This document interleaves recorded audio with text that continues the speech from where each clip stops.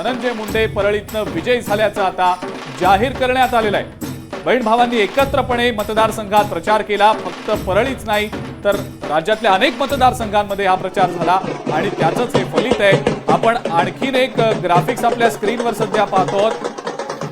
राधाकृष्ण विखे पाटील या ठिकाणी शिर्डीतून विजयी झाल्याचं आपण पाहतोय। तर तिथं आता अनेक उमेदवार आपण पाहतोय। नितेश राणे हे देखील कणकवलीतून विजयी झालेले आहेत।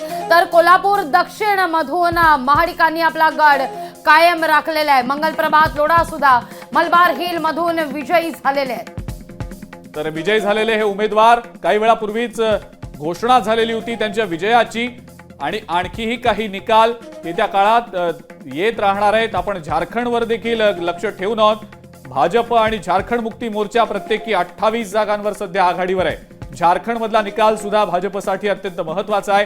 खरं तर तो काँग्रेससाठी सुद्धा तितकाच महत्त्वाचा आहे, पण काँग्रेसला झारखंडमध्ये काही मनासारख्या जागा मिळताना दिसत नाहीये। झारखंड मुक्ती मोर्चानं मात्र 28 जागांसह मुसंडी मारल्याचं दिसतंय। आपण झारखंडच्या निकालांवर सुद्धा बोलूच या, मात्र नांदेड लोकसभा पोटनिवडणुकीच्या अनुषंगानं सुद्धा आपल्याला अपडेट जाणून घ्यायचे आहेत। राज्यातल्या विधानसभा निवडणुकीच्या निकालाच्या संदर्भातले अपडेट्स देखील आपण सध्या आपल्या स्क्रीनवर पाहतो। अगदी कणकवली मधला जर आपण पाहिलं तर नितेश राणे यांनी आपला गड कायम राखला।